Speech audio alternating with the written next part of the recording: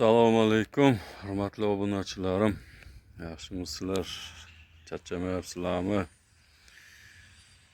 Alohida qo'shni davlatlarga salom. Alohida bugun baliq ovidan dehqonchilik ko'rsatmoqchiman. Ya'ni tigro va ariq, o'zbekchasiga yo'lbars yong'og'i, mana bunaqa narsa sotib oldim. Operatorlik qilish uchun.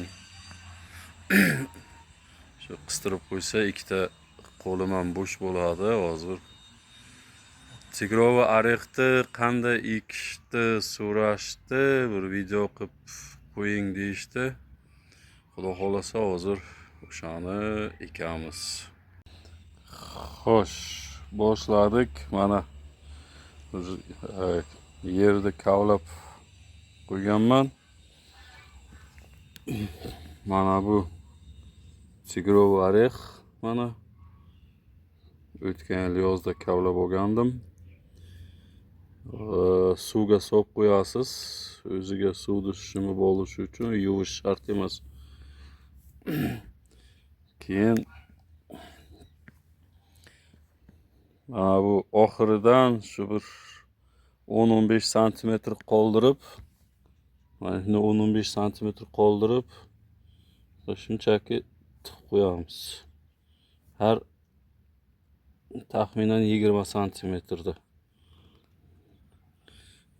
Bu xuddi kartoshkada ekanda bu. Hozir bu kosada 30 ta tigro va ariq bor.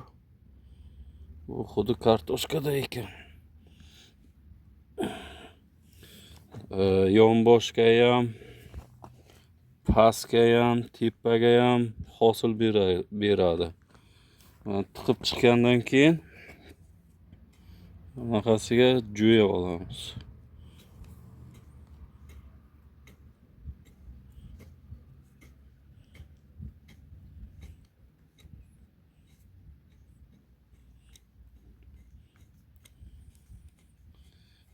Men dehqon emas, so'kmaysizlar.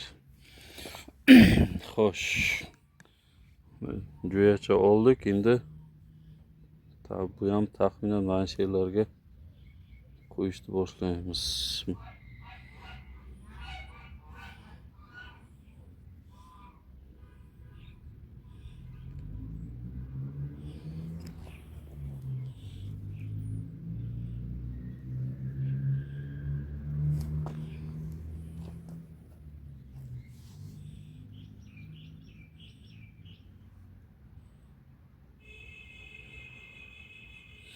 Bittadan ekib chiqsa ham bo'ladi buni.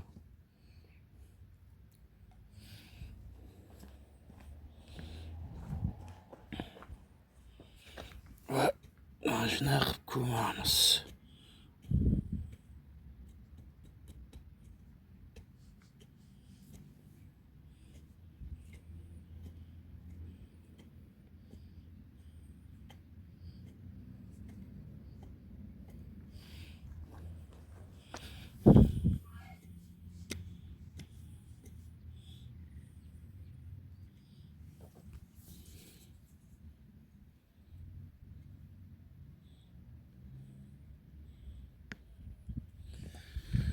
Shu zaylda davom etamiz.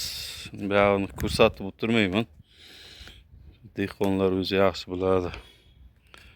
E'tiboringiz uchun rahmat.